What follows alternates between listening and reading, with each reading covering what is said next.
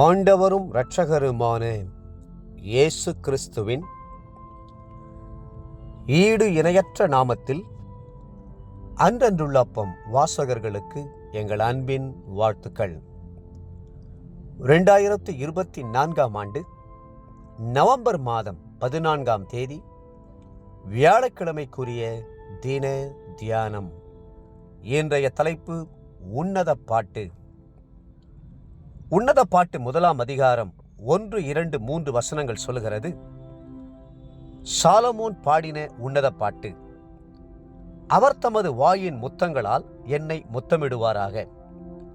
உமது நேசம் திராட்சரசத்தை பார்க்கிலும் இன்பமானது.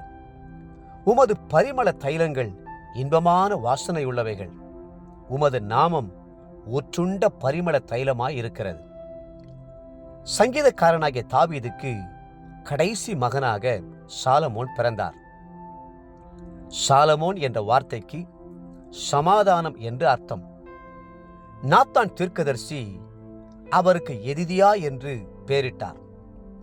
அதற்கு கர்த்தருக்கு பிரியமானவன் என்பது அர்த்தமாகும். 2 சாமுவேல் 12:25. தாவீது சங்கீதக்காரனாக இருந்தது போலவே சாலமோனும் சங்கீதக்காரனாக இருந்தார்.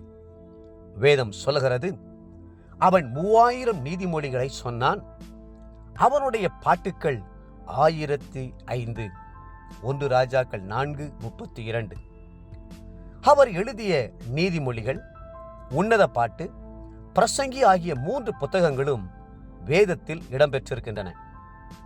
உன்னத பாட்டிலே மொத்தம் 8 அதிகாரங்கள் உண்டு. இந்த உன்னத பாட்டும் தாவீது பாடிய நேச பாட்டாகிய 45ஆம் சங்கீதமும் மணவாட்டியின் பாடல்களாக அமைந்திருக்கின்றன. உன்னத பாட்டிலே இயேசு கிறிஸ்துவை நாம் ஆத்தும மணவாளனாக சந்திக்கிறோம். அவருடைய நேசத்தையும் ராஜரீக தன்மையையும் நினைத்து அவரை பாடி போற்றுகிறோம்.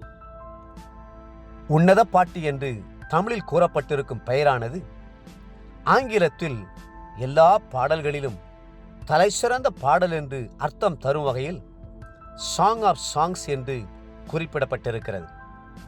தெலுங்கு மொழியிலும் மலையாள மொழியிலும் உச்சித கீதம் என்றும் உத்தம கீதம் என்றும் அழைக்கப்படுகிறது. இந்தி மொழியில் பிரேம கீதம், அதாவது அன்பின் பாடல் என்று அழைக்கப்படுகிறது. ஆனால் எல்லா மொழிபெயர்ப்புகளை காட்டிலும் தமிழ் மொழிபெயர்ப்பிலே உன்னத பாட்டு என்று அழைக்கப்படுவதுதான் உள்ளத்தையெல்லாம் கவர்கிறது. ஆத்தும நேசரோடு உன்னதங்களிலே உயர் ஸ்தலங்களிலே உலாவி அவரது உச்சித அன்பினால் நிரம்பி பாடுவது என்பது எத்தனை மகிழ்ச்சியானது! வனாந்தரமான இந்த உலகத்தில் ஆத்தும நேசரின் மார்பிலே சாய்ந்து கொண்டு உன்னத தேவனை போற்றி புகழ்வது எவ்வளவு சிறப்பான அனுபவம்!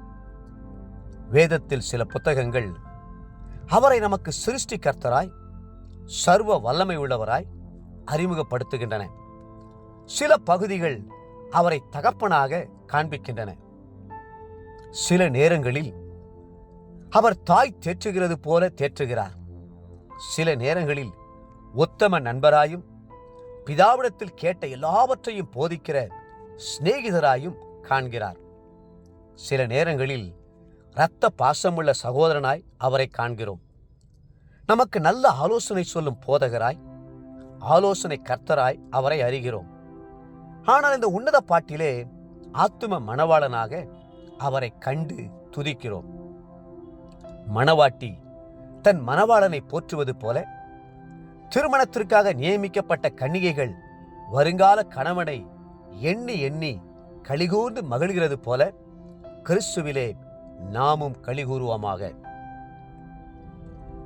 இன்றைய நினைவிற்கு வெளிப்படுத்தின விசேஷம் 21:2. புதிய எருசலேமாகிய பரிசுத்த நகரத்தை தேவனிடத்திலிருந்து பரலோகத்தை விட்டு இறங்கி வர கண்டேன். அது தன் புருஷனுக்காக அலங்கரிக்கப்பட்ட மணவாட்டியைப் போல ஆயத்தமாக்கப்பட்டிருந்தது. இன்றைய வேத வாசிப்பு காலை புலம்பல் 3, 4 மற்றும் 5ஆம் அதிகாரங்கள். மாலை எபிரேயர் 10ஆம் அதிகாரம் 19 39 வசனம் முடிய. அன்புக்குரிய அன்றென்றுள்ள வாசகர்களே, மீண்டும் உங்களை வாழ்த்துகிறோம். மணவாளனாகிய கிறிஸ்துவை மணவாட்டியாகிய நீங்கள் தினரோறும் புகழ்ந்து பாடுங்கள். கர்த்ததாமே உங்களை ஆசீர்வதித்து மென்மேலும் உயர்த்துவாராக. ஆமென். ஆமென்.